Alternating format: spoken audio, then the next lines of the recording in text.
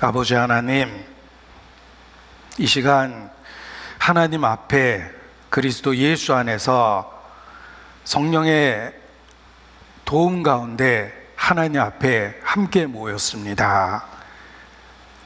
주님에 대한 신앙을 고백하고 함께한 모든 분들을 기억해 주시고 그 심령 속에 주의 권능으로 역사해 주시기를 주님께 기도합니다. 우리의 삶의 의미나 목적을 분명히 하고 매일의 삶을 영원한 것을 위해서 살 수 있도록 주님 일깨워 주시고 붙잡아 주시기를 주님께 기도합니다. 하나님의 사랑으로 주의 용사로 살 수 있도록 우리의 삶을 다스려 주시옵소서. 또 우리의 삶의 주인이 되어 주신 것처럼 우리 가정에도 가장이 되어 주시고 소중한 육신의 모든 가족을 영원한 가족으로 인도할 수 있도록 우리 삶을 사용해 주시고 주님 함께 해 주시기를 주님께 기도합니다. 착하고 충성된 종으로 오늘의 삶을 살 수 있도록 붙잡아 주시옵소서. 특별히 삶의 시련과 고난 가운데 있는 모든 분들을 기억하며 주님께 기도합니다. 우리의 삶에 의식주와 관련한 어려움도 있고 육체적인 질병도 있으며 삶의 위기도 있고 고난도 있고 마음의 상처도 있습니다. 오직 함께 하시는 주님께 의지하고 주님만 바라봅니다. 치유의 손길로 붙잡아 주시고 피할 길을 주시며 또 우리가 겪는 모든 일이 반드시 선이 될 수 있도록 주의 은혜 가운데 역사해 주시기를 주님께 기도합니다. 주께 의지합니다. 이 시간도 우리 각 사람을 교훈하시며 하나님의 사람으로 정체성을 갖고 빛의 자녀로 살 수 있도록 지혜를 주시고 능력을 주시기를 주님께 기도합니다. 우리 영과 육에 병든 것, 약한 것, 이 시간 더욱 주님께 의지합니다. 치유의 손길로 영육간에 온전케 만들어 주시옵소서. 주님만 바라보고 주님만 의지하며 주께 모든 행사를 부탁을 드립니다. 이 시간도 주의 진리로만 가르쳐 주시고 살아계신 하나님의 영광만 나타내 주시옵소서. 주께 의지합니다. 우리의 초라한 기도에 그리스도 안에서 응답해 주시는 주의 놀라운 은혜에 더욱 감사 찬양을 드립니다. 고마우신 우리 구주 예수님 이름으로 기도합니다. 아멘. 네, 성경 히브리서 8장 1절 2절입니다. 히브리서 8장 1절 2절. 히브리서 8장 1절 2절입니다.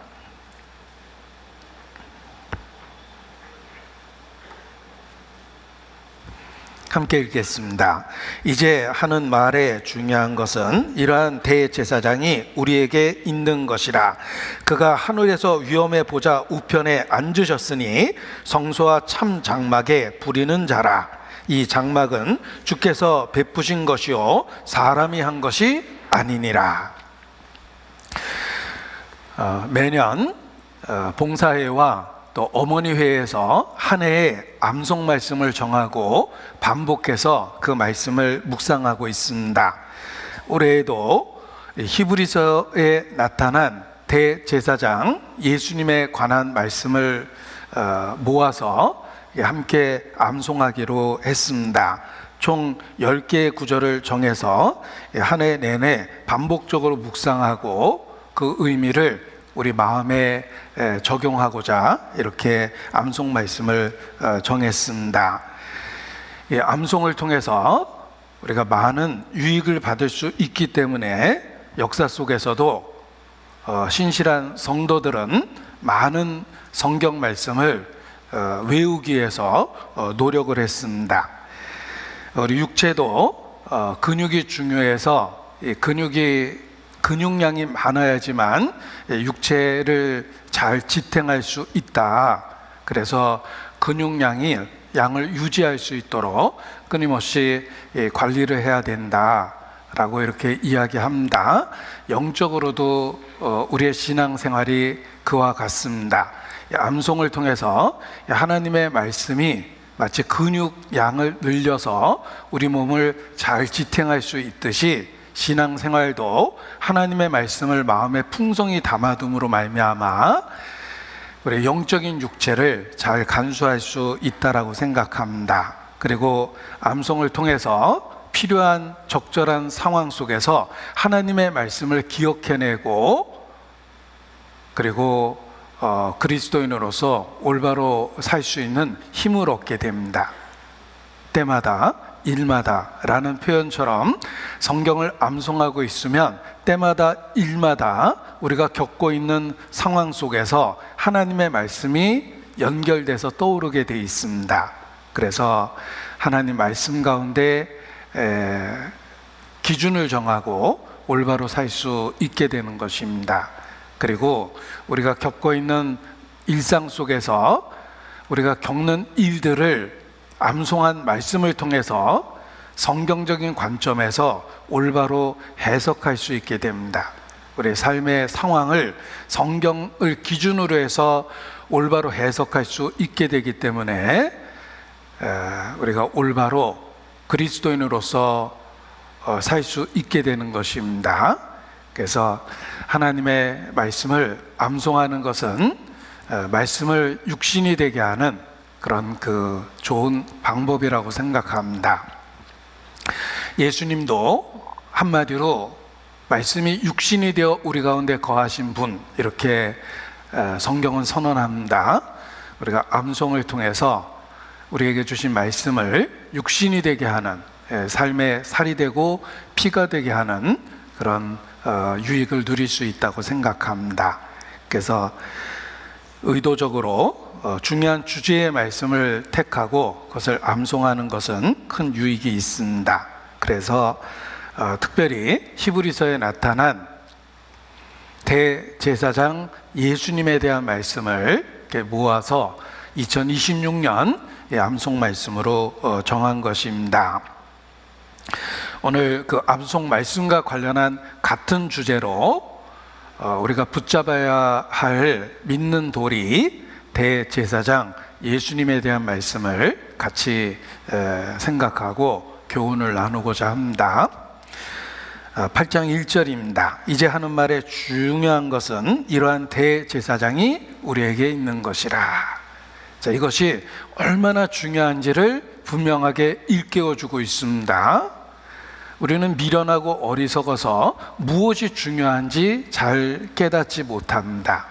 그래서 성령께서 무엇이 중요한지를 우리에게 분명하게 일깨워 주시고 가르쳐 주십니다.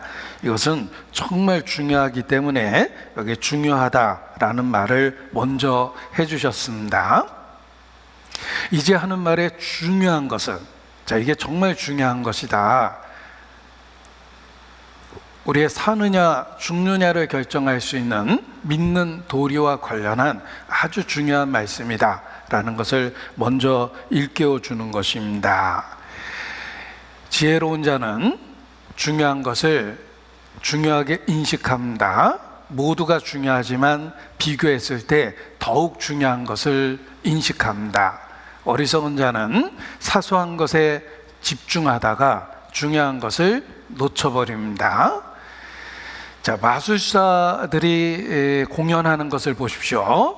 초자연적인 일은 없습니다. 분명히 속이는 것입니다. 이 마술사가 공연하는 것을 보면 실제로 초자연적인 초능력을 행하는 것은 아닙니다. 객관적으로 초능력으로 입증된다면 수억 원의 보상금을 주겠다고 선언한 단체가 있는데 아직까지 그 보상금을 받아간 사람이 없습니다. 따라서 객관적으로 초능력을 행하는 것은 아닙니다. 분명히 속이는 겁니다. 그런데 마술사가 사람을 속이는 가장 중요한 원리는 중요한 것을 숨기기 위해서 사소한 것에 집중시키는 겁니다. 예를 들면 뒤에서 뭔가를 꺼내려고 하면은 보이지 않는 각도로 몸을 틀고 한쪽 손을 감추고 사람들의 시선을 엉뚱한 곳에 두게 하는 겁니다. 그리고 한쪽으로 뭔가를 꾸미는 거죠. 속이는 방법은 사소한 것에 집중하게 해서 감추고 싶은 것을 감추는 것입니다. 마귀의 역사이기도 합니다. 마귀는 아주 중요한 진리를 감추고 사소한 것에 집중해서 갈등하고 다투게 만듭니다. 마귀의 역사입니다. 성경을 읽을 때도 마귀는 끊임없이 우리를 유혹하고 시험합니다. 그 중에 하나는 중요한 것을 보지 못하도록 하는 것입니다. 부수적이고 사소한 것에 집중하게 만들어서 중요한 것을 놓치게 만드는 것입니다. 예수님의 비유가 그러합니다. 비유를 들으면 중요한 것이 무엇인지를 분명하게 강조해서 말씀하시는데 부수적이고 사소한 표현이나 단어 같은 것에 집중하게 만들어서 그 가르침에 들어있는 중요한 것을 못 보게 만듭니다. 전형적인 마귀의 역사입니다. 우리가 무엇이 중요한지를 확실히 알고 집중하는 것, 이것이 지혜입니다. 유대 종교가는 말씀이 육신이 돼서 오신 하나님의 아들을 보고 배척했습니다. 그들은 사소한 종교적 원리에 집중하고 있었기 때문에 말씀이 육체가 돼서 이 땅에 오신 하나님의 아들을 못 알아본 것입니다. 그래서 예수께서 그들을 꾸짖으실 때에 너희가 박하와 회양과 근처에 11조는 들이되 더 중한 바, 율법이 말하는 바 더 중요한 것, 의와 인과 신은 버렸도다. 어리석도다. 하루살이는 걸러내고 약대는 삼킨 것과 같다. 이렇게 그들의 어리석음을 통렬히 책망하셨습니다. 그들은 더 중요한 것을 놓쳤습니다. 사소한 것에 집중하다가 가장 중요한 것을 놓쳐버린 것입니다. 너희가 의와 인과 신은 버렸도다 라고 책망하셨는데, 이게 한자로 번역돼서 얼핏 의미가 마음에 잘 와닿지 않은데, 의, 정의, 공의란 뜻입니다. 인, 어질인자 한자지만 자비와 사랑이라는 뜻입니다. 신, 믿으신 자입니다. 믿음입니다. 그래서 의와 인과 신은 버렸다. 하나님의 공의와 하나님의 자비와 그리고 믿음, 그 중요한 원칙은 너희가 소홀히 여기는구나 라고 책망하셨습니다. 우리는 십자가에서 무엇을 보았습니까? 가장 중요한 진리를 보았습니다.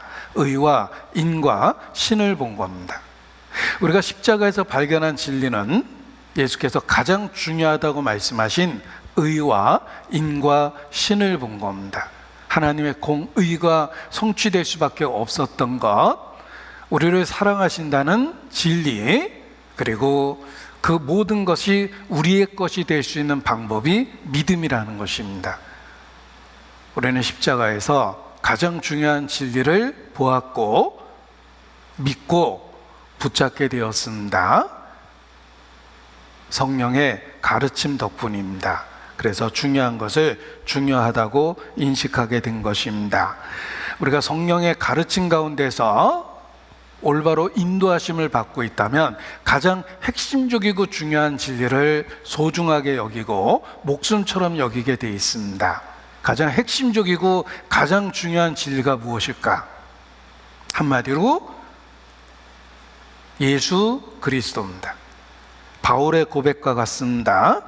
바울은 예수님에 대한 그 소중함을 고백하기를 내게 유익하던 것조차도 내가 다 해로 여기겠다. 그리스도를 위하여 기꺼이 다 해로 여기고 내가 그리스도만을 얻는다면 내게 유익했던 것조차도 배설물로 여기겠다. 이렇게 강하게 표현합니다. 이것은 내 주 예수 그리스도를 아는 지식이 가장 고상함을 인함이라. 내게 가장 중요한 것은 예수 그리스도다. 그 그리스도를 위한 것이라면 내가 소중하게 여기던 모든 것들, 유익했던 모든 것조차도 배설물처럼 여기겠다, 이렇게 선언한 겁니다. 바울만 그런 것이 아닙니다. 바울이 믿었던 예수님을 동일하게 믿고 있는 모든 크리스찬은 그와 같이 고백할 수밖에 없습니다. 주 예수보다 더 귀한 것은 없네. 이 세상 부귀와 바꿀 수 없네. 우리가 육신적으로도 이 땅에서 정말 소중한 것은 내 삶의 어떤 것과 비교할 수 없습니다. 재산을 잃어버리고 내 팔과 다리를 잃어버려도 꼭 지키고 싶은 소중한 게 있습니다. 우리가 사랑하는 사람에 대해서 그런 마음을 갖게 됩니다. 자녀를 품 안에 안으면 정말 이 아이를 위해서 내가 모든 것을 희생할 수 있다라는 부모로서의 마음을 본능적으로 갖습니다. 그래서 아이가 병들면은 전 재산, 내가 빚잔치를 하더라도, 빚더미에 올라선다 하더라도 아이만은 살려줘야 되겠다라는 생각을 하고, 내 팔다리가 잘려나간다 하더라도 아이가 살 수 있다면 그렇게 할 수도 있겠다라는 생각까지 합니다. 사랑의 개념을 하나님께서 실체적으로 깨달을 수 있도록 우리에게 사랑하고 소중한 사람들을 주신 것입니다. 그런데 그 사랑이라는 그 우리가 경험하는 그 사랑, 그 뒤편에 사랑의 큰 실체가 있습니다. 바로 하나님 자신입니다. 독생자를 주신 하나님의 사랑입니다. 그 사랑의 의미를 우리는 이 땅의 여러 모형들을 통해서 이해하고 경험하게 되는 것입니다. 성령의 올바른 가르침을 받으면 가장 중요한 것에 집착하게 됩니다. 바로 예수님 자신입니다. 우리가 말씀도 그렇습니다.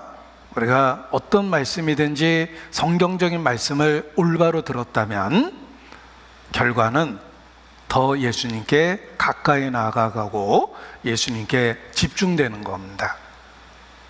성경은 예수 그리스도를 증거하고 있기 때문에 그렇습니다.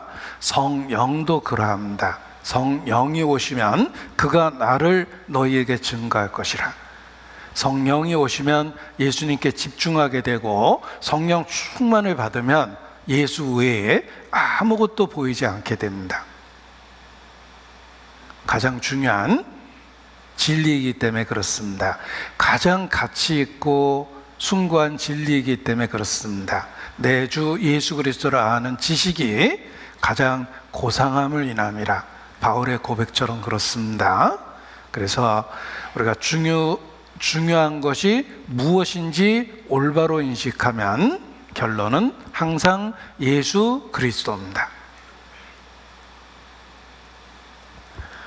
본문에 표시하고 마태복음 17장 8절을 보겠습니다. 마태복음 17장 8절입니다.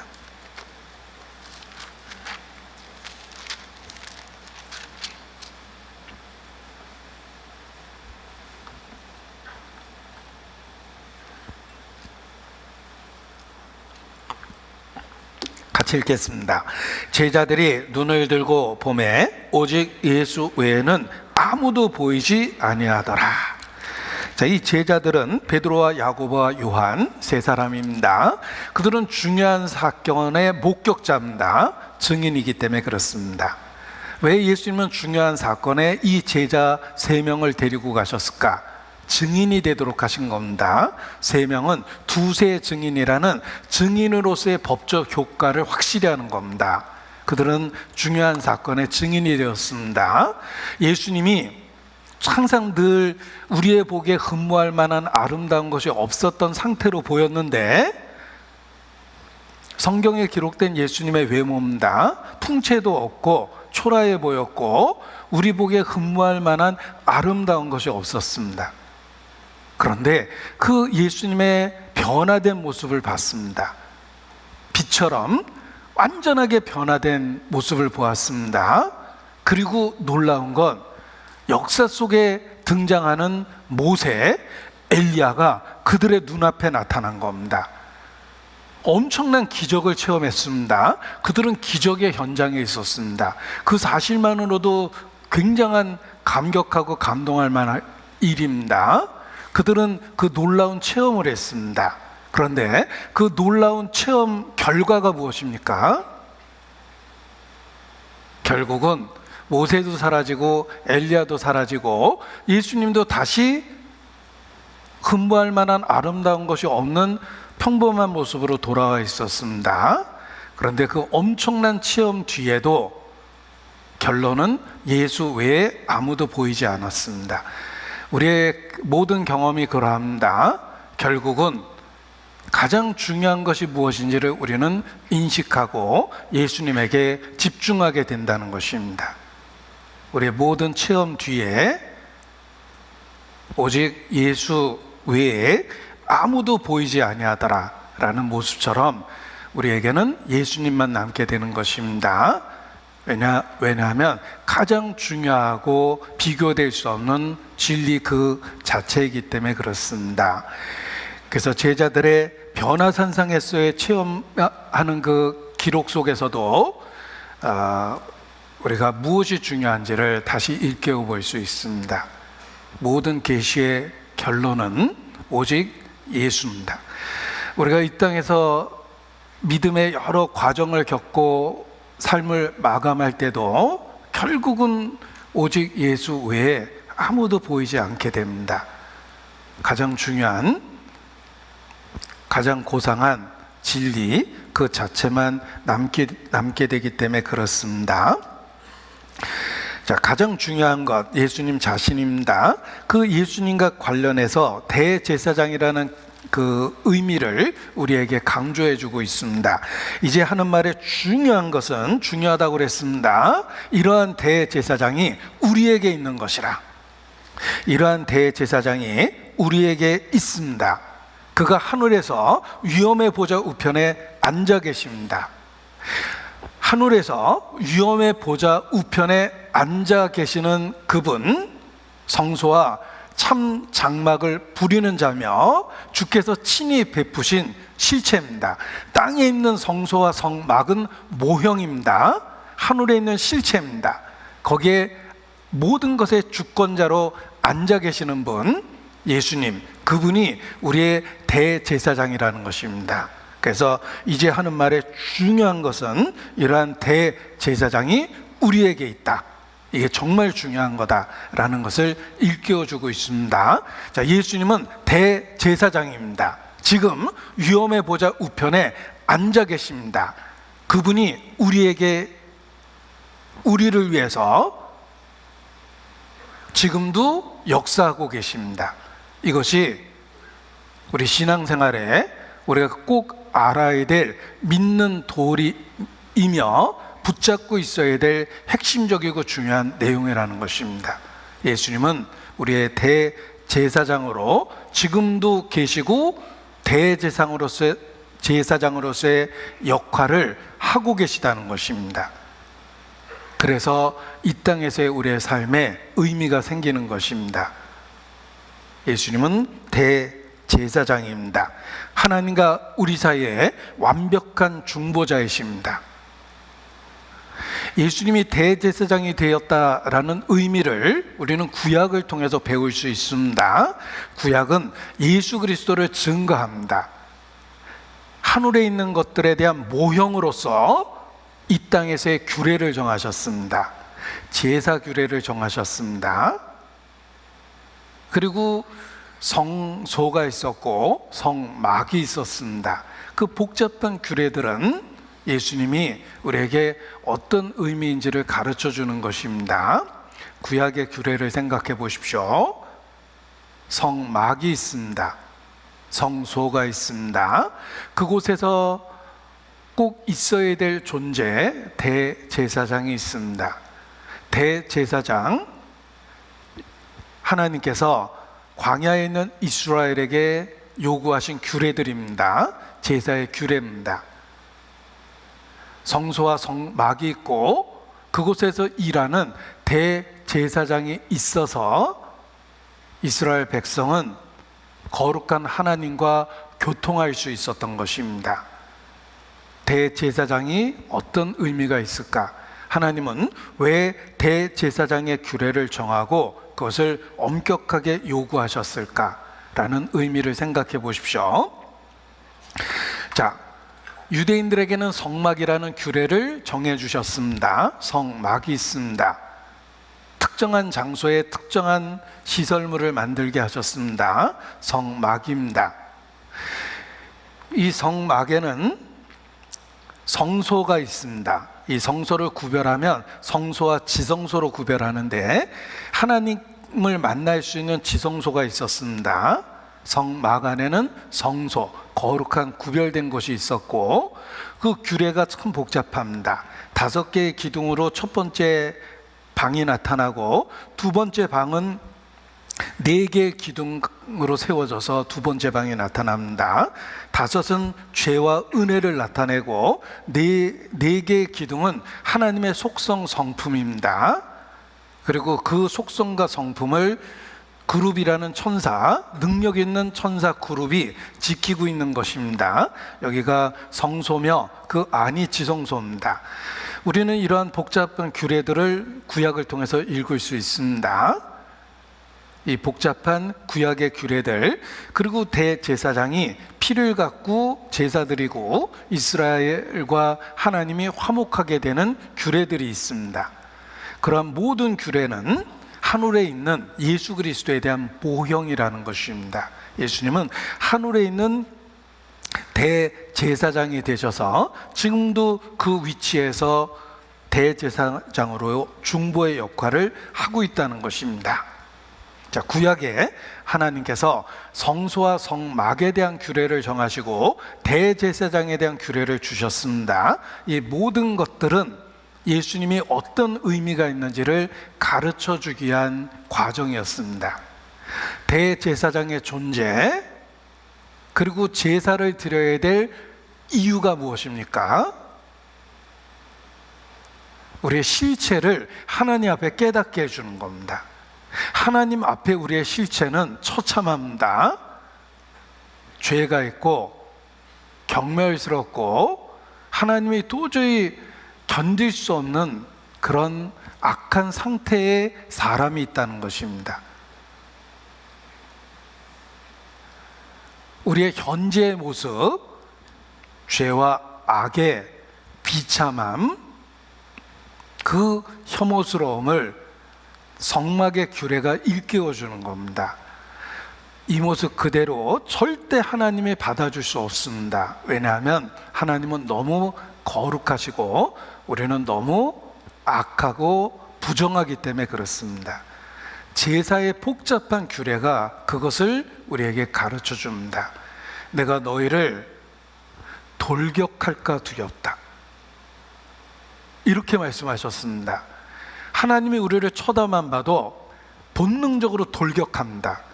악에 대한 미움과 분노가 있다는 뜻입니다. 돌격이라는 말이 굶주린 맹수가 달려들다, 이런 의미를 갖고 있어요. 하나님은 죄에 대해서 절대 참지 못한다는 뜻입니다. 하나님은 완전한 선이고 빛이기 때문에 어둠 속에 있는 우리를 절대 그냥 받아줄 수는 없다는 뜻입니다. 우리는 복잡한 제사 규례를 공부하면서 힘들어하는데 도대체 복잡한 제사 규례가 무엇일까? 우리의 죄가 얼마나 심각한지를 보여주는 겁니다. 도저히 하나님이 절대로 그냥 받아줄 수 없는 상태에 우리가 있다는 것입니다. 그래서 복잡한 규례들은 우리의 실체를 깨닫게 해준다. 율법이 죄를 지적하고 죄를 깨닫게 하고 우리의 무능함을 알려주며 반드시 중보자가 필요하다는 사실을 가르쳐 준다. 율법이 우리를 그리스도에게로 인도하는 몽학 선생이다. 모세와 선지자에게 배우지 아니하면 내게 나올 수 없다 말씀하십니다. 모세와 선지자, 우리 죄와 그 죄의 형벌과 우리의 비참함을 가르쳐 주는 겁니다.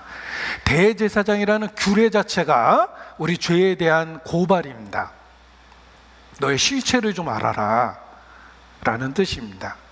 우리는 그 복잡한 규례 앞에서 하나님과 나의 간격을 깨닫습니다. 그것이 죄와 악이며 심판의 당연성이에요. 그럼에도 불구하고 하나님이 그 복잡한 규례를 정하신 것은 우리를 여전히 사랑하시고 도저히 받아줄 수 없는 상황 속에서도 하나님의 긍휼은 심판을 이기고 자랑할 수 있다는 것입니다. 이치를 따지면 절대 받아줄 수 없는 우리지만 하나님의 긍휼은 심판을 이기고 자랑한다. 그 심판이라는 정의를 초월할 정도의 사랑을 갖고 계시다는 뜻입니다. 그래서 제사장 요구를 하신 거예요. 너희를 절대 그냥 받아줄 수는 없단다. 중보자가 필요하단다 라는 사실을 대제사장의 규례로 가르쳐 준 겁니다. 그리고 사람으로 세운 제사장은 그 자격이 미달입니다. 왜냐하면 그 자신이 부정하기 때문에 그렇습니다. 그 자신이 부정하기 때문에 절대 사람으로 세운 제사장은 온전한 제사장이 될 수 없습니다. 그래서 하나님 자신이 육체를 갖고 이 땅에 오셔서 스스로 완전한 대제사장이 되어주셨다는 것입니다. 그분이 예수님이에요. 그래서 하나님과 우리 사이의 간격, 거리, 분리된 것을 확실히 알면 우리에게는 대제사장이 절대로 필요하며 완전한 대제사장은 하나님 자신이라는 걸 깨닫게 됩니다. 하나님께서 육체를 갖고 이 땅에 오셔서 그 완전한 대제사장이 되어주셨습니다. 중보가 되어준 겁니다. 대제사장은 한마디로 중보자, 양쪽을 이어주는 화목케 하는 수단입니다. 예수님은 대제사장입니다. 하나님과 사람 사이에 완전한 중보, 유일한 중보가 된 겁니다. 디모데 후서 2장 5절입니다. 디모데 후서 2장 5절.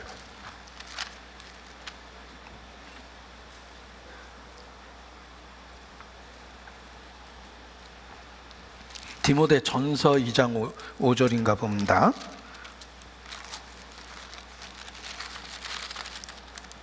디모데 전서 2장 5절입니다. 제가 이거 틀릴 때마다 그냥 주제 파악을 합니다. 그럼 그렇지, 네가 뭐 이런 생각. 하나님의 도우심이 없으면 전과 후, 앞뒤조차 구별이 안 되는구나, 뭐 이런 생각을 해봅니다. 자, 심한 자책감을 떨쳐버리고 디모데전서 2장 5절을 함께 읽겠습니다. 하나님은 한 분이시요 또 하나님과 사람 사이의 중보도 한 분이시니 곧 사람이신 그리스도 예수라. 절대적인 중보자입니다. 대체 불가능한 중보자입니다. 하나님과 사람 사이의 중보자는 딱 한 분입니다. 사람이 되신 그리스도예요. 그는 근본 하나님의 본체이신데 사람의 모양으로 나타나셨습니다. 사람이 되신 하나님, 하나님의 아들 예수님, 유일한 중보자입니다. 제가 처음 구원받고 주로 친구들에게 전도했을 때 제 주변에 있는 친구들은 거의 다 술친구였습니다. 술을 좋아해서 그런지 아무튼 친구들은 다 술자리에서 만나고 술자리에서 사귀었던 친구들입니다. 그리고 우정도 주로 술자리에서 맹세했습니다. 마누 안 버려도 넌 안 버려, 뭐 이런 맹세는 거의 다 술자리에서 했던 맹세였습니다. 제 술친구들이 거의 말씀을 다 들었습니다. 그 중에 구원받은 친구가 있었습니다. 그런데 그 친구가 오랫동안 카톨릭을 다녔고 카톨릭 너무 애착이 강했습니다. 그래서 양다리를 걸치고 네가 하는 말은 맞는 것 같다, 너희 교회 말이 맞는 것 같다라고 하면서 양다리를 걸치고 이렇게 생활했는데, 어느 날 한 번에 모든 과거를 정리하고 교회에 이렇게 들어왔습니다. 자기가 어떤 말씀을 깨달았는데 너무 분명한 답이 됐답니다. 그래서 더 이상 양다리 안 걸치고 가톨릭에 대한 모든 것을 정리했다, 이렇게 간증을 했습니다. 그래서 너무 궁금했어요.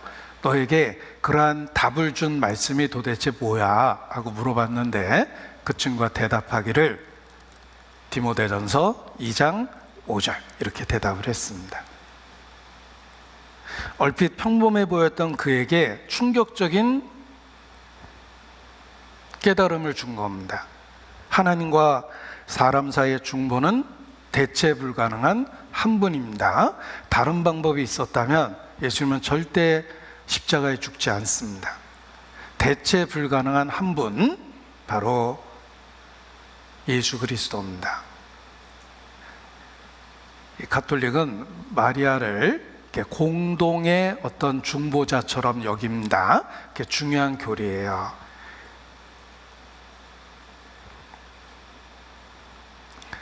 마리아를 하나님께 나아가는 중보자의 예수 그리스도와 같은 공동의 중보자로 여기는 것, 이것이 가톨릭의 핵심적인 교리입니다. 하나님과 사람 사이의 중보는 유일합니다. 대체 불가능합니다. 내가 길이요 진리요 생명이니 나로 말미암지 않고는 아버지께로 올 자가 없느니라. 하나님과 사람 사이의 중보는 한 분이십니다. 하나님이신데 사람이 되신 그리스도 예수 한 분입니다. 예수님은 하나님과 사람 사이의 대체 불가능한 유일한 중보자인데, 그 중보자라는 게 어떤 뜻일까를 대제사장, 성소와 성막, 거기서 일하고 있는 대제사장의 모습을 통해서 중보가 어떤 의미인지를 가르쳐 준 겁니다. 우리의 죄와 악을 해결하고 거룩한 하나님과 하나가 되게 만들어주는 중보자의 역할을 대제사장이 하고 있다는 것입니다.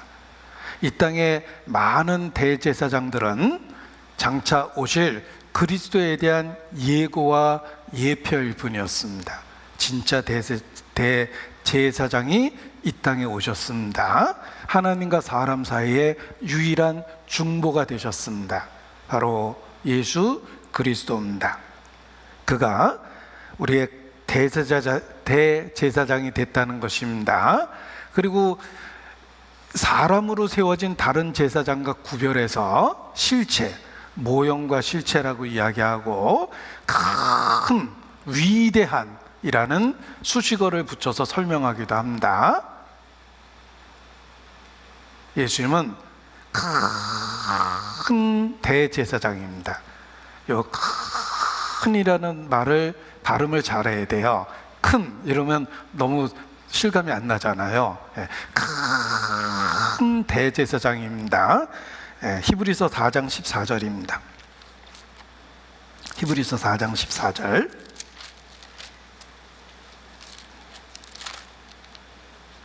같이 읽죠. 그러므로 우리에게 큰 대제사장이 있으니 승천하신 자 곧 하나님의 아들 예수시라. 우리가 믿는 도리를 굳게 잡을지어다.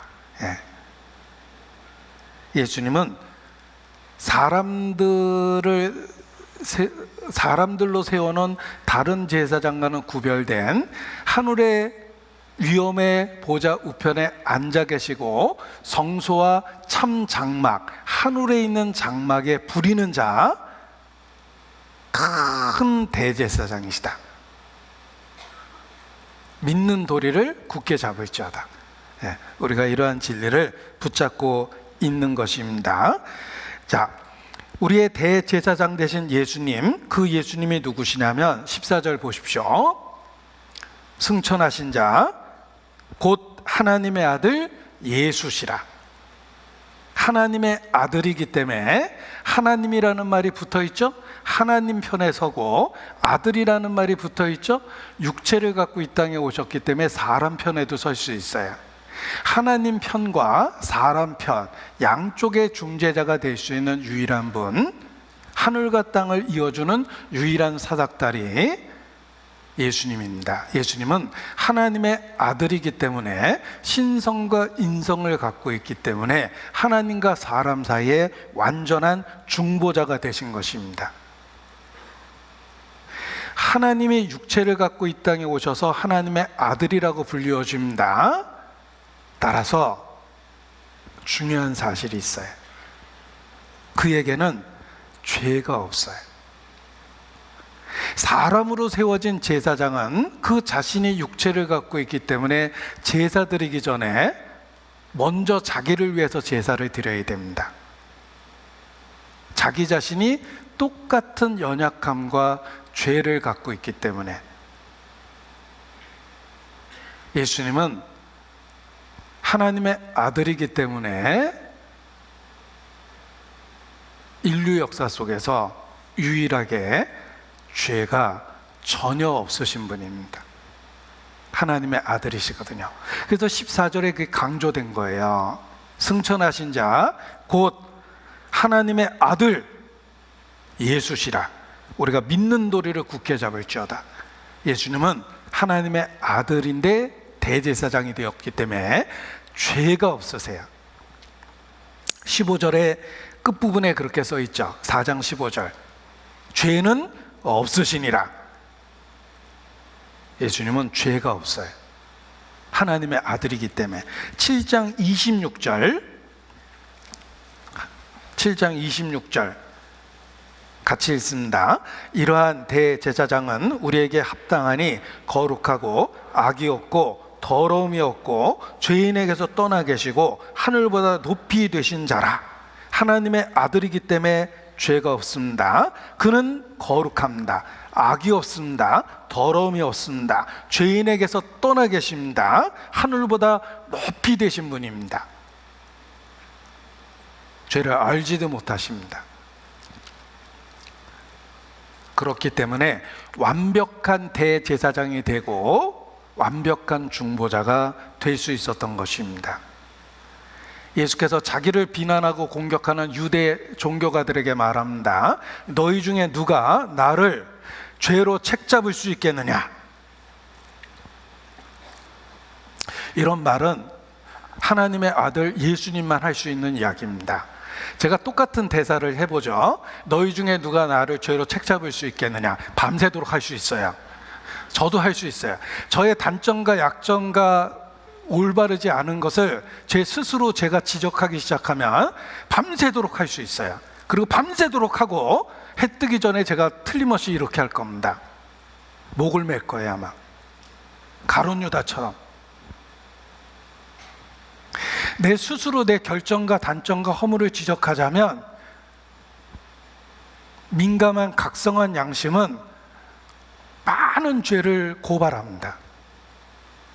그리고 가룟 유다처럼 해 뜨기 전에 자살해 버릴 거예요. 존재해서는 안 될 것 같다는 생각이 들 겁니다.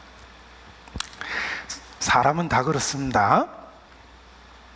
그런데 예수님만 너희 중에 누가 나를 죄로 책잡을 수 있겠느냐라고 말씀하실 수 있는 유일한 분입니다. 왜냐하면 거룩하고 악이 없고 더러움이 없고 죄인에서 떠나 계시고 하늘보다 높이 되신 분이시기 때문에 그렇습니다. 소설가, 작가는 주인공을 만들어낼 때 그의 캐릭터를 만들어냅니다. 일관성 있는 캐릭터를 만들어야지 작품의 수준이 높아지는 거예요. 캐릭터를 파괴하면 안 되는 겁니다. 그래서 캐릭터를 만들고 거기다 사건을 입혀서 소설을 쓰는 거예요.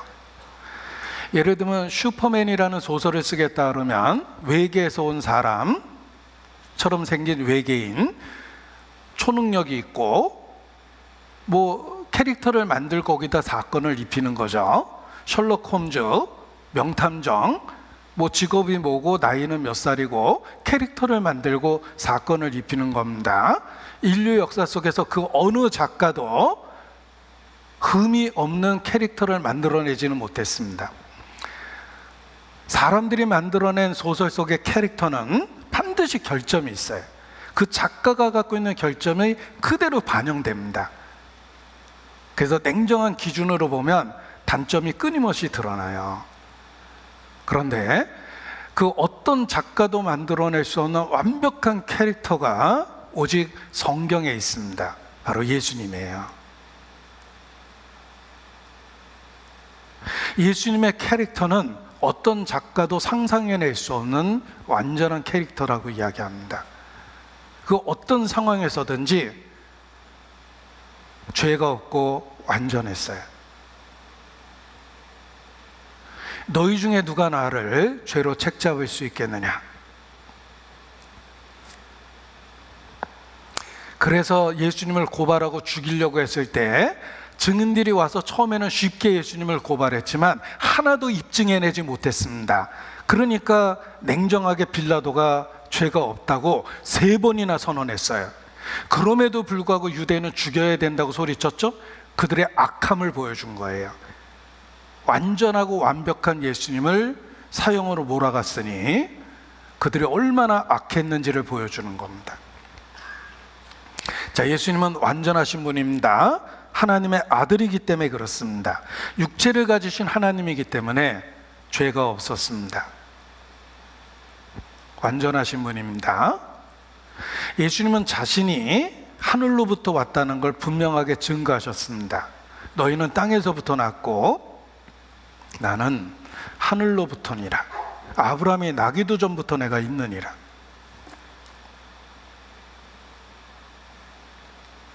예수님은 단지 하나님의 아들이라고 주장한 게 아닙니다. 그것을 입증하셨어요. 그래서 생애 내내 기적을 행하셨습니다. 기적이라는 단어를 성경에선 또 다른 단어로 번역합니다. 표적입니다. 기적과 표적은 무엇이 다릅니까? 기적은 그냥 놀라운 일입니다. 표적은 의미가 있다는 거예요.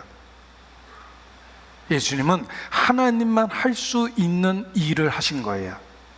그래서 예수님이 행하신 기적은 다 표적입니다. 진짜 하나님의 아들이셨습니다. 저가 누구이길래 바람과 풍랑을 잔잔케 하는 거 하나님이셨습니다. 저가 누구이길래 나면서부터 소경된 자의 눈을 여는가 하나님이셨어요.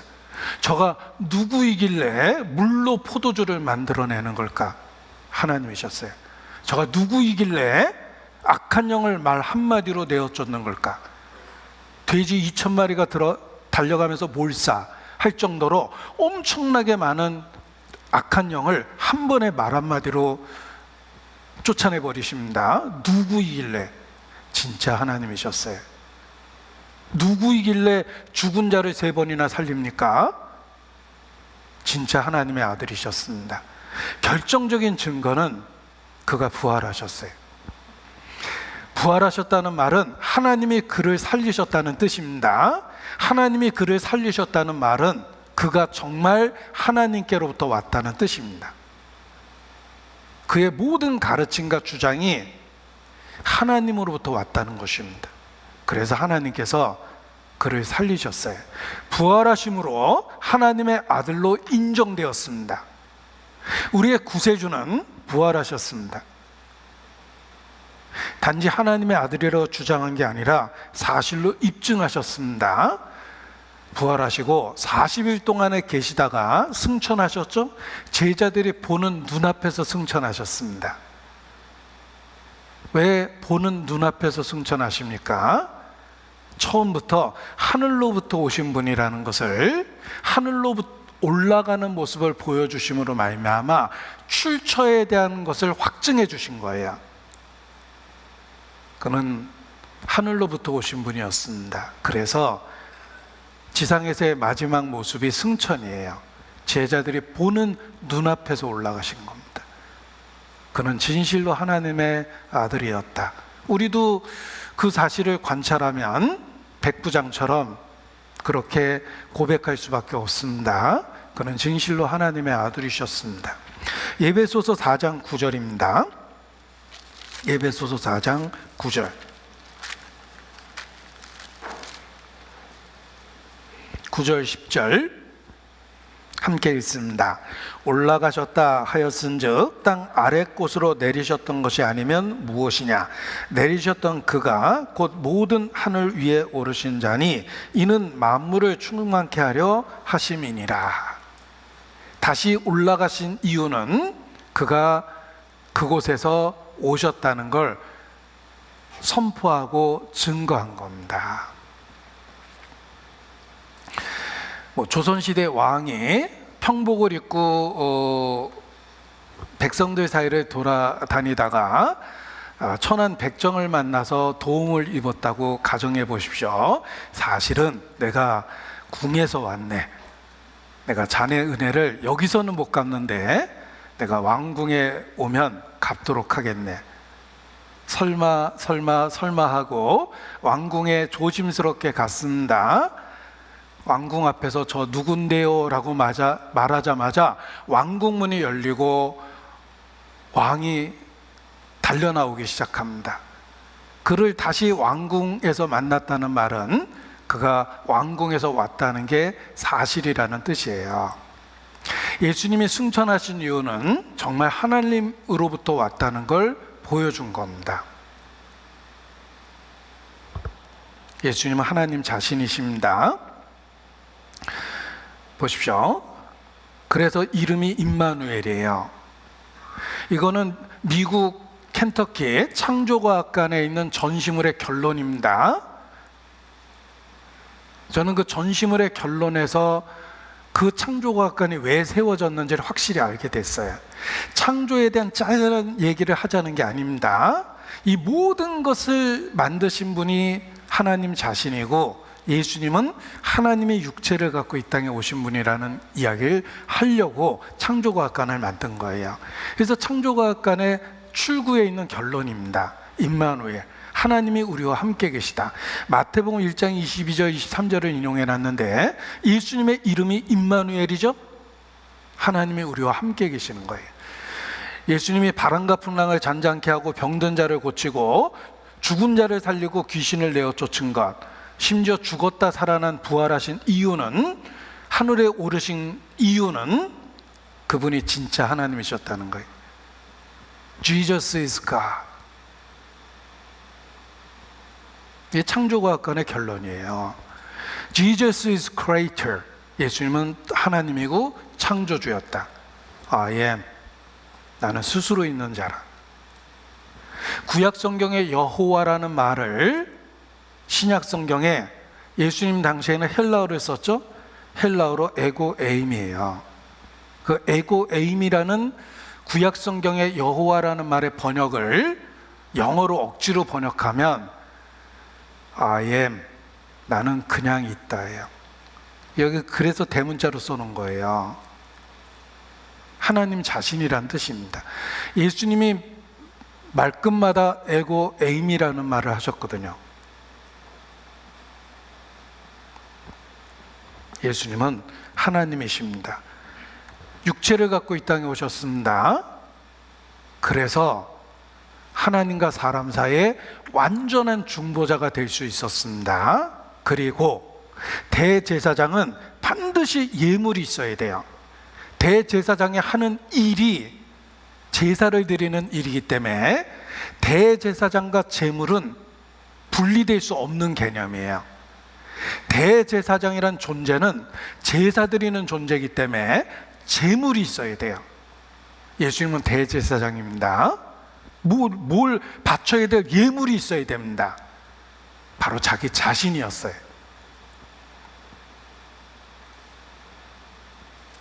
그게 십자가 사건입니다. 히브리서 8장 3절입니다. 히브리서 8장 3절입니다.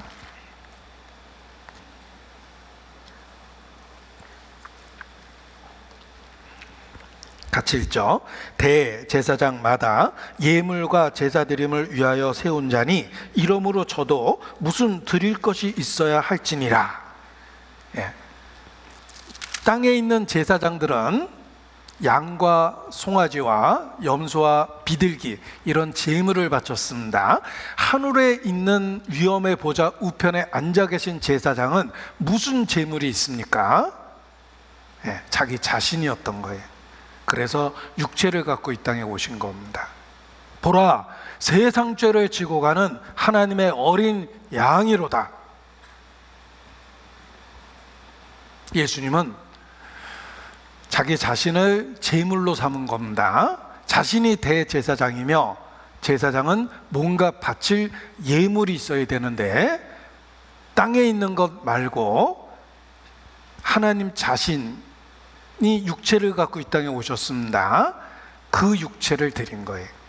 자기 자신이 제물이 되신 겁니다. 그래서 땅에 있는 제사는 해마다 반복해서 드렸지만 하늘에 있는 성소와 참 성막에서 드려진 제물은 단번에 영원히 드린 제사가 된 거예요. 히브리서 7장 27절입니다. 같이 읽죠. 7장 27절. 저 대제사장들이 먼저 자기 죄를 위하고 다음에 백성의 죄를 위하여 날마다 제사 드리는 것과 같이 할 필요가 없으니 이는 저가 단번에 자기를 드려 이루셨음이니라. 28절. 율법은 약점을 가진 사람들을 제사장으로 세웠거니와 율법 후에 하신 맹세 말씀은 영원히 온전케 되신 아들을 세우셨느니라. 제물은 영원히 온전케 되신 아들 그 자신이었습니다.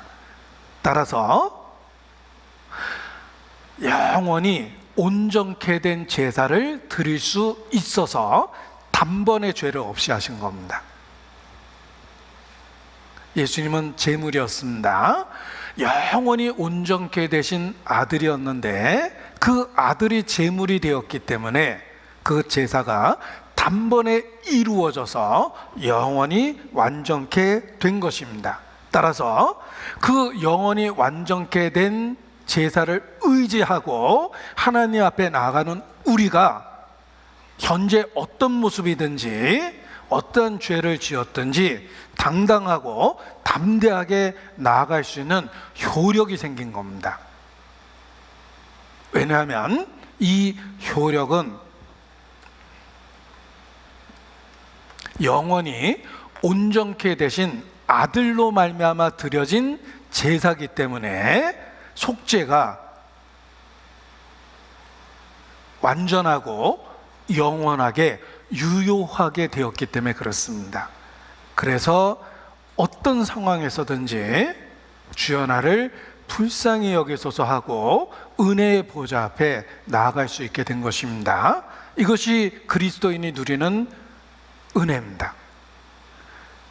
우리에게는 큰 대제사장, 승천하신 자 하나님의 아들 예수가 계십니다.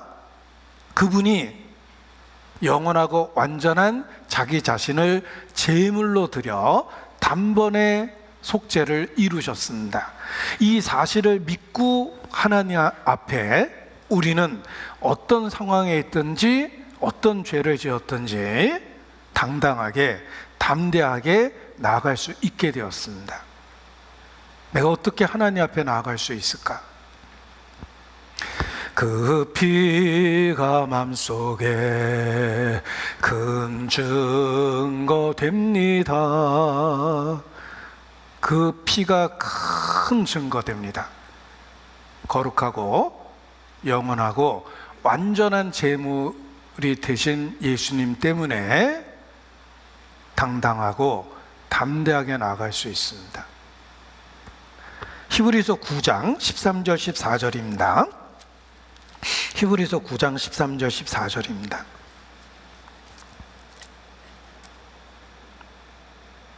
같이 읽죠.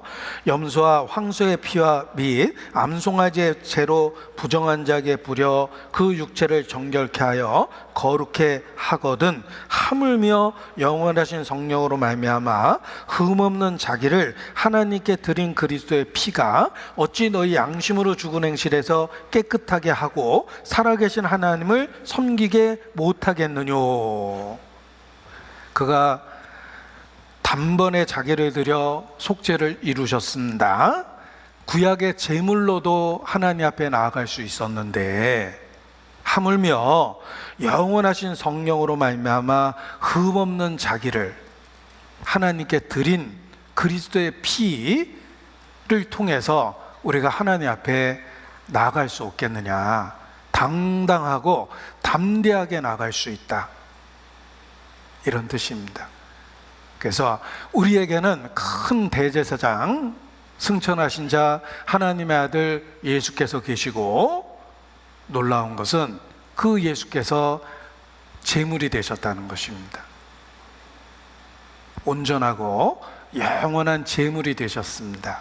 따라서 나로 하여금 그 사실을 믿고 당당하고 담대하게 하나님 앞에 나아갈 수 있게 된 것입니다.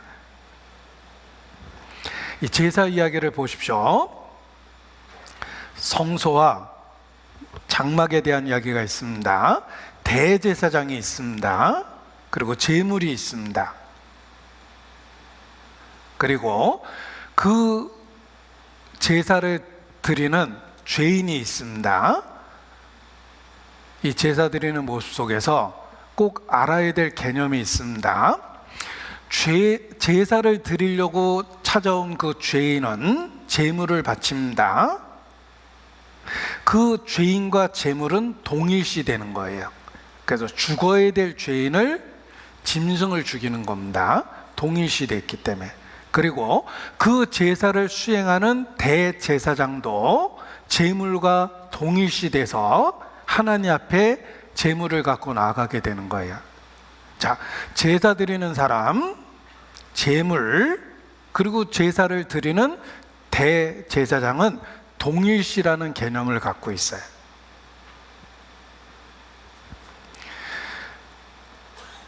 대제사장 예수님, 제물이 된 십자가 사건, 그리고 그 사실을 믿고 하나님께 나아가는 우리는 동일시되어 있는 거예요.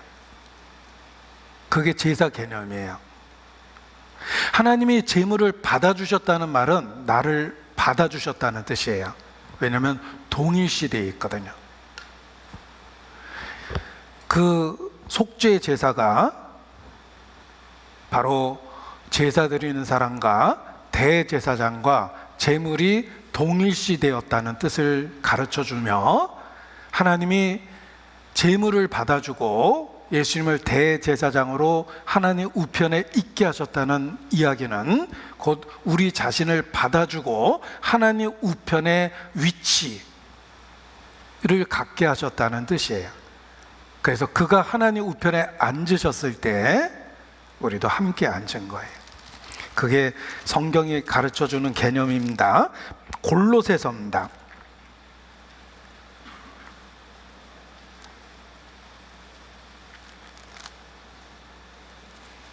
골로새서 2장 12절 같이 읽죠. 너희가 세례로 그리스도와 함께 장사한 바 되고 또 죽은 자들 가운데서 그를 일으키신 하나님의 역사를 믿음으로 말미암아 그 안에서 함께 일으키심을 받았느니라. 함께 일으키고 함께 일으키심을 받았습니다. 그리고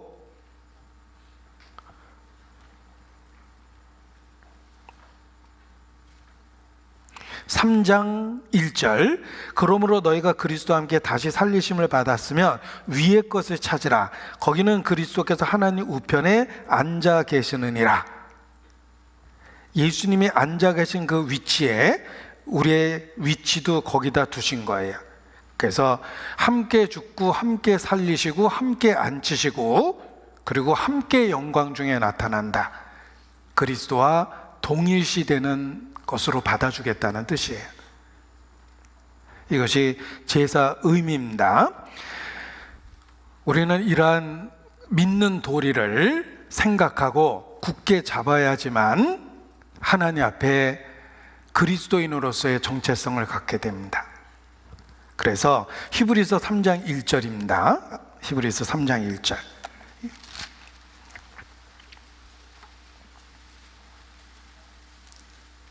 히브리서 3장 1절 같이 읽습니다. 그러므로 함께 하늘의 부르심을 입은 거룩한 형제들아, 우리의 믿는 도리의 사도시며 대제사장이신 예수를 깊이 생각하라. 깊이 생각하라 그랬죠? 그 의미가 무엇인지를 잘 생각해 보라. 그리고 4장 14절 깊이 생각하고 그 도리를 붙잡아야 돼요. 14절 같이 읽습니다. 그러므로 우리에게 큰 대제사장이 있으니 승천하신 자 곧 하나님의 아들 예수시라. 우리가 믿는 도리를 굳게 잡을지어다. 예수께서 대제사장이 되셨다는 것, 예수께서 완전한 제물이 되셨다는 사실을 깊이 생각해 보십시오. 그리고 그 사실을, 그 믿는 도리를 굳게 붙잡아야 됩니다. 이것이 믿음이에요. 우리는 그러한 믿음을 갖고 하나님 앞에 매일 설 수 있습니다. 담대하고 당당하게 설 수 있습니다. 큰 대제사장, 온전한 제물. 그래서 그 속죄의 효과가 1년만 유효한 게 아니라 영원히 유효하다고 선언하신 겁니다. 그래서 영원한 속죄를 이루사 단번에 성소에 들어가셨다. 그 속죄의 효과가 영원히 유효하기 때문에 과거, 현재, 미래라는 시간 속에 있는 우리가 언제든지 하나님 앞에 나아가고 그 혜택을 누릴 수 있게 해준 겁니다. 이러한 제사장이 우리에게 있습니다. 히브리서 7장 24절 25절입니다.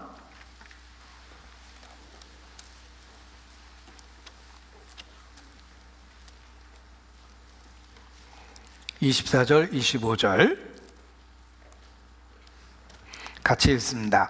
예수는 영원히 계심으로 그 제사 직분도 갈리지 아니하나니 그러므로 자기를 힘입어 하나님께 나아가는 자들을 온전히 구원하실 수 있으니 이는 그가 항상 살아서 저희를 위하여 간구하심이니라.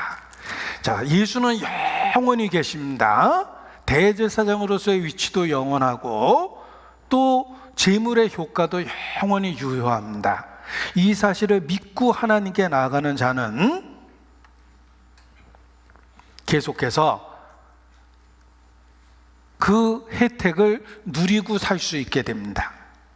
이는 그가 온전히 우리를 구원하실 수 있기 때문에 그렇습니다. 어떻게 온전히 구원하시냐면 이는 그가 항상 살아서 저희를 위하여 간구하심이니라. 자, 그리스도께서 지금 하시는 일을 보십시오. 살아계십니다. 위엄의 보좌 우편에 앉아 계십니다. 대제사장입니다. 영원히 효과 있는 제사를 드렸습니다. 그리고 그 사실을 근거로 이 땅에 있는 나를 위해서 항상 언제든지 이 땅에 있는 나를 위하여 항상 간구하고 계십니다. 그래서 우리의 속죄의 효과가 유효하고 우리가 그 혜택을 누리고 하나님께 매일 나갈 수 있게 된 겁니다. 거룩하신 보좌 앞에 항상 주 여호와께 나의 죄 사시기를 쉬지 않고 비시네. 지금도 항상 살아서 우리를 위하여 간구하고 있기 때문에 내가 어떠한 상태든 어떠한 죄를 행했든 그 예수 그리스도를 믿고 나아가 하나님의 은혜를 받을 수 있게 된 겁니다. 누가 정죄하겠는가? 죽으실 뿐 아니라 다시 살아나신 이는 그리스도 예수시니 그가 하나님 우편에 앉아 계신 자여 우리를 위하여 간구하시는 자시니라.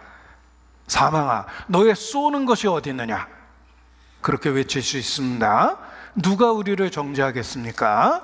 지금도 그리스도께서 하나님 우편에 앉아 계시며 우리를 위하여 간구하고 계시기 때문에 누가 우리를 정죄할 수 있겠습니까? 항상 어떤 상황에서든지 예수님 안에서 우리가 하나님의 은혜의 보좌 앞에 나아갈 수 있게 해주신 것입니다. 아버지께서 내게 주신 자는 다 내게로 올 것이요 내게 오는 자는 내가 결코 내어 쫓지 아니하리라 약속해 주셨습니다. 내게 나오는 자 결코 내어 쫓지 않겠다. 전과 1범이든 전과 4범이든 전과 10범이든 내게 나오는 자 결코 내어 쫓지 않겠다고 약속해 주셨습니다. 이는 그가 온전히 우리를 구원하실 수 있기 때문에 그렇습니다. 25절 7장 25절 온전히 구원하실 수 있다. 보십시오. 그가 항상 살아서 우리를 위하여 간구하십니다.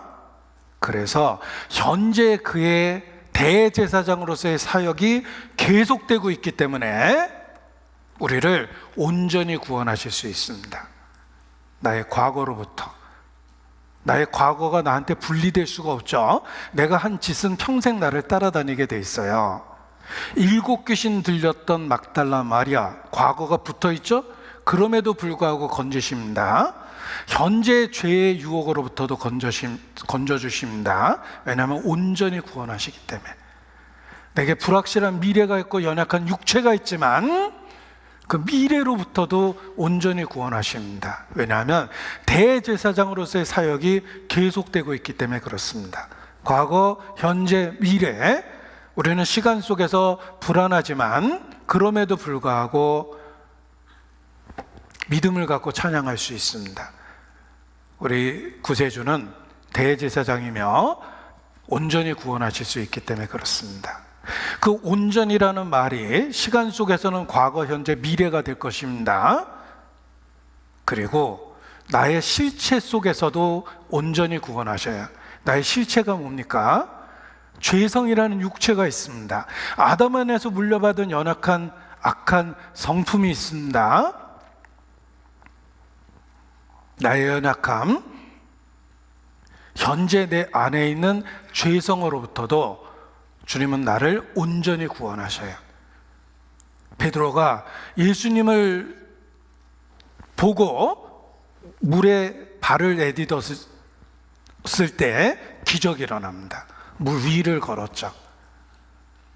우리 본능이 자연의 법칙처럼 물속으로 우리를 한없이 끌어들여도 주님과 눈을 마주치면 기적이 일어나요. 본능을 이라는 물결 위를 걷습니다. 온전히 구원하시기 때문에 그렇습니다. 나는 원래 성질이 그렇고 나는 원래 이 정도까지밖에 못 참아. 나한테 너무 많은 기대하지 마. 나 원래 그런 놈이야. 우리가 잘 아는 대사 중에 하나입니다. 그래도 그 수준으로부터 온전히 구원하십니다. 그리스도는 살아계시기 때문에 그렇습니다. 내 본성하고 전혀 다르게 삶을 살 수 있어요. 왜냐하면 우리의 구세주는 살아계시고 온전히 구원하시기 때문에 그렇습니다. 그리고 지금도 그가 대제사장으로 우리를 위하여 간구하신다는 말은 우리의 연약함 속에서도 하나님은 우리를 붙잡아주고 연약함으로부터 건져준다는 뜻이에요. 어떤 순간이든지 어떤 상황에서든지 어떤 일이든지 어떤 사람을 대하든지 주님은 우리를 그리스도인으로서 살 수 있도록 붙잡아 주십니다. 왜냐하면 지금도 도와주시고 함께하고 있기 때문에 그렇습니다. 그것이 성경에서는 채울한다 라는 말로 설명을 해주는 거예요. 그리스도는 우리를 채울하십니다. 우리의 연약함을 이해하고 도와주신다는 뜻이에요. 히브리서 4장 15절입니다. 채율이라는 단어를 보십시오. 채율이라는 말은 상대방의 처지를 이해하고 똑같이 느끼고 공감한다, 이런 뜻입니다. 주님은 육체를 가지셨었고 내가 살고 있는 세상에서 똑같이 살아보셨기 때문에 우리의 연약함을 채우라십니다. 부자는 가난한 자의 사정을 알아줄 지식이 없다고 그랬습니다. 그는 가난해 봤기 때문에 가난한 자의 사정을 아셔요. 우리를 채우라십니다. 우리의 구세주는 고고하게 하늘 높이 계셔서 내 연약함을 이해 못하고 이래라 저래라 책망만 하시는 분이 아닙니다. 채우라시는 분이에요. 15절 같이 읽습니다. 우리에게 있는 대제사장은 우리의 연약함을 채우라 하지 아니하는 자가 아니요 모든 일에 우리와 한결같이 시험을 받은 자로 돼 죄는 없으시니라. 채우라 하지 아니하는 자가 아니요, 이중부정으로 긍정을 표현했죠. 우리 본능은 에이 주님이 이런 일까지 어떻게 해, 나의 이런 것은 모르실 거야, 그런 거 없다라는 뜻이에요. 16절 그러므로 같이 읽습니다. 그러므로 우리가 긍휼하심을 받고 때를 따라 돕는 은혜를 얻기 위하여 은혜의 보좌 앞에 담대히 나아갈 것이니라. 우리를 채우라십니다. 그러므로 우리가 긍휼하심을 얻고 때를 따라 돕는 은혜를 얻기 위하여 은혜의 보좌 앞에 담대히 나아갈 것이니라. 이 땅에 존재하는 한 우리는 긍휼히 여기심을 얻어야 돼요. 주여 나를 불쌍히 여기소서. 나를 불쌍히 여겨야지만 내가 하나님의 사람으로 하나님 앞에 계속 받아들여질 수가 있어요. 긍휼하심을 받고 때를 따라 돕는 은혜를 얻기 위해서 우리는 매일의 삶 속에서 주님께 나아갈 수 있습니다. 우리의 대제사장은 우리를 채울하시는 분이기 때문에 그렇습니다. 내 삶과 관계된 모든 것, 의식주와 관계된 모든 것, 하나님께 이런 것까지 기도할 수 있을까? 우리 삶과 관계된 모든 것을 기도할 수 있습니다. 왜냐하면 채울하시기 때문에 그렇습니다. 내 삶과 관계된 모든 사람, 내 주변에 얼마나 많은 등장인물이 있습니까? 내게 위로도 되고 갈등도 되고 상처도 되죠? 모든 사람들을 놓고 하나님 앞에 나아갈 수 있어요. 우리를 채울하시기 때문에. 내가 이 땅에서 겪는 모든 일들, 모든 상황 속에서 우리는 하나님께 긍휼하심을 얻고 은혜를 얻기 위해서 나아갈 수 있습니다. 우리의 구세주는 사람이신 그리스도 예수기 때문에 그렇습니다. 우리를 채울하십니다. 아무리 재벌 총수도 집에 퇴근해서 사랑스러운 손자가 장난감 망가졌다고 하루 종일 울고 있으면 그거 고쳐주려고 바닥에 앉아서 이리 만져보고 저리 만져보고 고치려고 할 겁니다. 그리고 그것을 고쳐서 손주에게 줬을 때 손주가 정말 기뻐하고 뛰어놀고 사랑을 고백하고 할아버지 고마워요 막 그러면 그 어떤 기쁨보다 더 큰 기쁨을 누릴 겁니다. 그 장난감 자체가 문제가 아니라 장난감이라는 고장난 장난감을 매개체로 해서 손자와의 교통이 이루어졌기 때문에 그렇습니다. 하나님은 육체를 갖고 이 땅에 오셨었기 때문에 우리를 채울하십니다. 우리 삶의 작은 것들을 굳이 하나님 앞에 기도할 필요가 있을까? 내가 알아서 해야 될 것 같은데 그렇지 않습니다. 우리 일상의 때마다 일마다 우리는 긍휼하심을 받고 돕는 은혜를 얻기 위해서 하나님 앞에 나아갈 수 있습니다. 왜냐하면 우리의 구세주는 우리를 채울하시기 때문에 그렇습니다. 우리의 대제사장은 우리의 연약함을 채울하지 아니하는 자가 아닙니다. 자기가 시험을 받아 고난을 당하셨은즉 시험받은 모든 자들을 도와주십니다. 이 땅에 똑같이 살아보셨고 육체를 갖고 살아보셨고 사실 우리보다 더 열악한 상황과 조건 속에서 사셨습니다. 여러분의 월 생활비는 얼마입니까? 예수님은 그거에 반도 안 되는 것으로 이 땅에서 사셨습니다. 여러분의 주거 조건에서 예를 들면 가정에서 방 안의 평균 온도가 몇 도입니까? 예수님은 그보다 더 춥고 더운 곳에서 지내셨습니다. 우리는 분명한 건 주님이 누렸던 그 사셨던 조건보다 훨씬 더 좋은 조건에서 살고 있다는 겁니다. 예수님 평생 드신 음식보다 우리는 매일 일상적으로 먹는 음식이 훨씬 더 좋은 것을 먹고 있습니다. 나보다 더 나쁜 상황 속에서 주님은 사셨기 때문에 나와 관계된 모든 것들에 대한 이해를 하시고 실질적인 도움을 주실 수 있다는 것입니다. 그래서 우리의 완전한 대제사장이 되신 거예요. 히브리서 2장 18절입니다. 히브리서 2장 18절. 같이 읽습니다.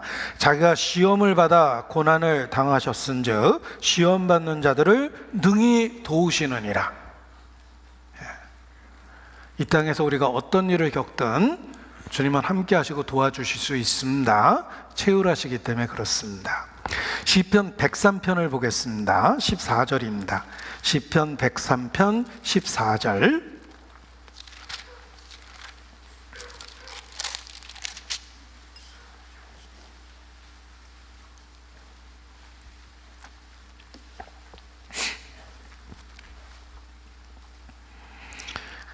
(13절) 13절부터 보는 게 좋을 것 같습니다. 13절 14절 같이 읽죠. 아비가 자식을 불쌍히 여긴과 같이 여호와께서 자기를 경외하는 자들을 불쌍히 여기시나니 이는 저가 우리의 체질을 아시며 우리가 진토임을 기억하심이로다. 우리의 연약함을 아십니다. 우리가 땅에 속해 있다는 걸 아십니다. 우리가 진토임을 기억하십니다. 우리의 연약함을 채울하십니다. 우리의 구세주는 사람이신 예수이기 때문에 그렇습니다. 사람이 되신 예수님입니다. 그래서 우리의 제사장이 우리의 연약함을 이해하고 도와주시는 분이라는 걸 기억해 보면 이 땅에서 우리가 신앙을 지키고 살아야 될 나머지 삶에 대해서도 큰 위로를 받습니다. 홀로 살아갈 세상이 아니라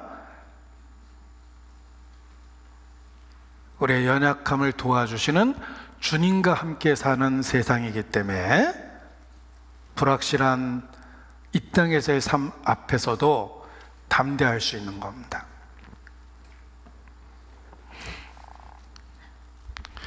내 모든 형편 잘 아는 주님, 늘 돌보아 주실 것을 나는 확실히 아네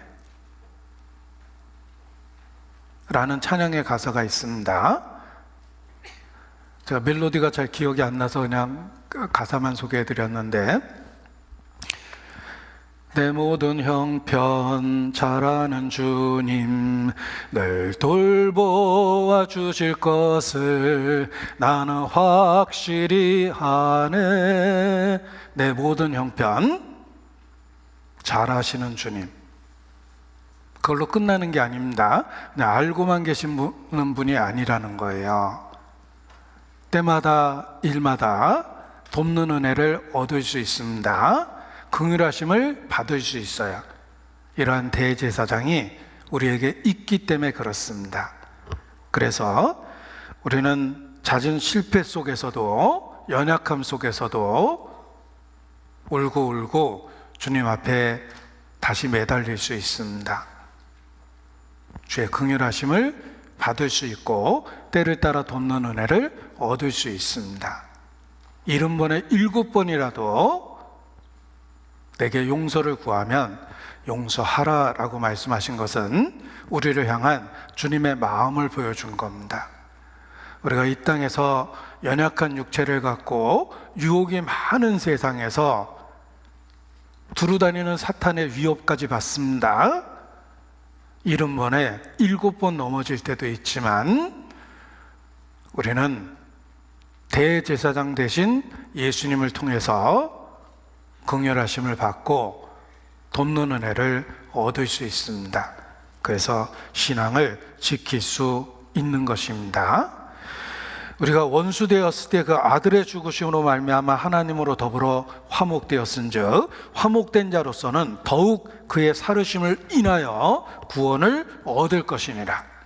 하나님 앞에 화목함을 얻었습니다. 의롭담을 얻었습니다. 그리고 끝이 난 게 아니라 그분은 우리의 대제사장이 되어 우리를 위하여 지금도 중보의 위치에 계십니다. 하늘과 땅의 유일한 중보자이십니다. 그 중보의 은혜를 통해서 긍휼하심을 받을 수 있고 때를 따라 돕는 은혜를 얻을 수 있습니다.